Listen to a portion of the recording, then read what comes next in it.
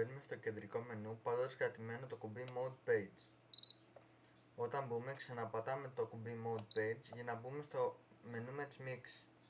Έπειτα μπαίνουμε σε κάποια μίξη που δεν τη χρησιμοποιούμε πατώντας το κουμπί Dial. Μετά κατεβαίνουμε για να επιλέξουμε ποια κανάλια θέλουμε. Πάνω εκεί που λέει Mass επιλέγουμε το κανάλι 7 και κάτω εκεί που λέει SLV επιλέγουμε το κανάλι 3.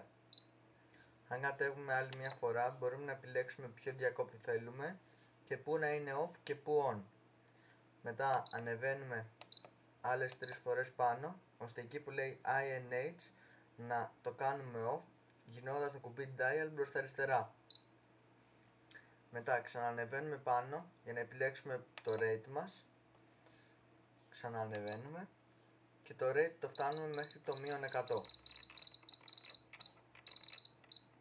Και γυρνώντας το κουμπί dial προς τα αριστερά.